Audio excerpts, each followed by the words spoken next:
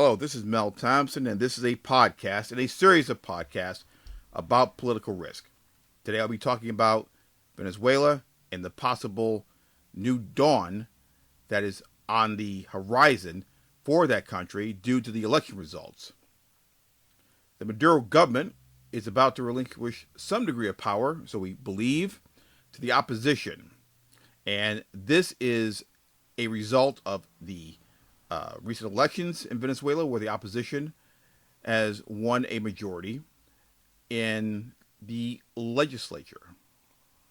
The issue now is, what will the Maduro government do to perhaps try to curb the changes that are envisioned and sought by the opposition leaders who have now found themselves in potential power for several years to come.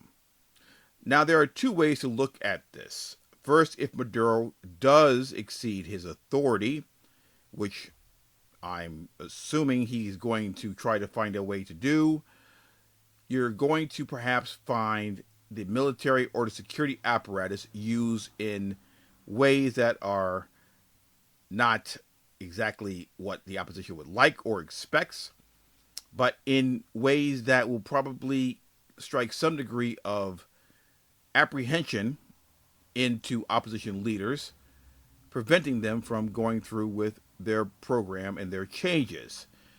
Particularly on the economic end of this, there are many, many changes that need to be made in Venezuela that can actually help that country.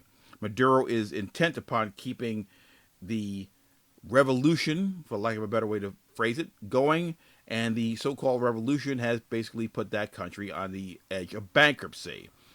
To change things, the opposition is going to need a lot of work and a lot of support from the people, which they obviously have, or you can assume they did have when those votes were cast. Maduro was very, very gracious on the election night, giving credit to the opposition for winning. However, he's also been somewhat defiant in some of his statements that have given me some degree of pause and concern that he's going to do whatever he can do to somehow stop change. And when I bring up the issue of using the military and the security apparatus, I'm saying that based upon my own understanding of what this fellow actually is, not based upon anything I have read in the public domain, shall we say. All the information that I have publicly does not necessarily lead the average person to conclude that, but private sources and the historical nature of people like Maduro would lead me to believe that he's going to do a little bit more than just talk about how the revolution was good for the people and how bad the opposition is messing things up as we go along with a series of changes.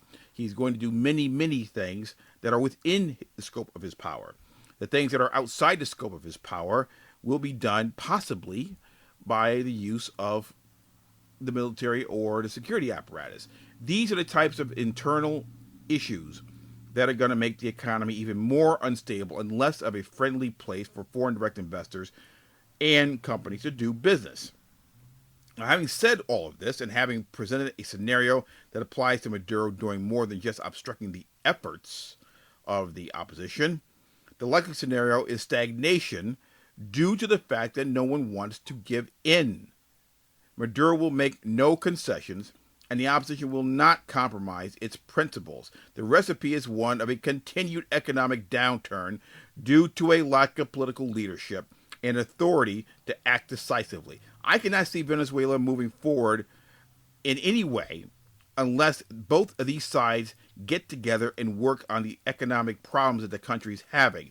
Maduro needs to understand that he will no longer be even a rationally understood or a rationally effective leader in any way, shape, or form, even with his die-hard constituents, if he does not work with the opposition. I don't believe he has the intellectual ability to do this, and I do believe that foreign direct investors and companies in Venezuela, or those looking to do business in Venezuela, must be very, very cognizant of the fact that this is not a rational actor, to use a very politically for to use a very political science term, when referring to Maduro, that is going to do anything other than be an obstructionist, lose on the grounds of authority, and then try to exceed that authority to get his way. This has been Mel Thompson.